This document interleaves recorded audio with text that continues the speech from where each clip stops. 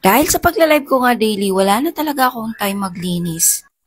At itong aking table na everyday ko ginagamit, ang dumi na. Daming alikabok at super kalat na talaga ng aking mga kagamitan dito. Kaya ngayon, bago ako mag-live, aayusin ko muna at pupunasan ko naman. Malaking tulong din kasi sa akin ang table na to bilang affiliate dito sa TikTok. At nabili ko nga din po pala ito mula sa kinita ko dito sa TikTok, kaya kailangan talaga alagaan ko siya. Ang dami ko talagang kagamitan dito at wala na po talaga sa ayos, kita nyo naman. At syempre, ang gagamitin ko ay itong microfiber towel na akalain mo para siyang tissue. Isa lang po ang kinuha ko at babasahin ko muna bago ko siya ipunas dito sa aking table. Napakalambot po nito at safe na safe po talaga na hindi masisira yung table mo. Iniingatan ko rin kasi masira ang table ko kasi ang mahal din ito.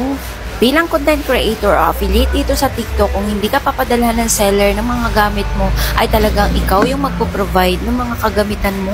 Kaya maraming salamat po talaga sa mga seller na napakarami na po talaga ako mga natatanggap na mga free samples. Kaya tumambak din talaga dito. Kaya sobrang kalat po talaga pag hindi ako nakapaglinis. Lalo na kapag gumagawa ako ng video.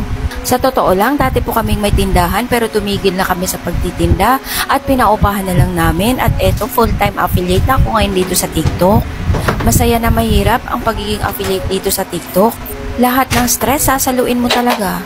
At kailangan talagang mahabang pasensya dahil ang pagtitinda dito sa TikTok ay hindi naman malimit Pasko.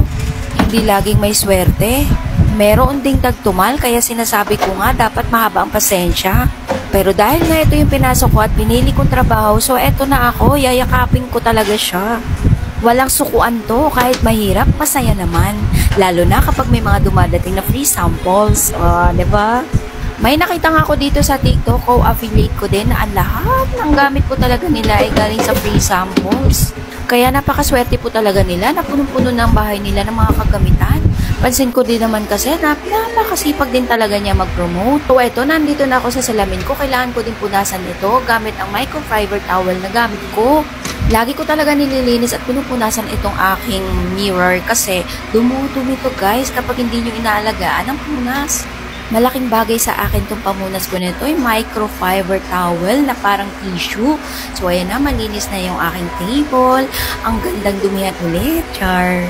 Ang sarap naman kasi talagang gamitin ang mga gamit mo kapag malinis na. So ayun lang siya guys, maraming salamat at tapos na po talaga ako, malinis na rin mirror ko.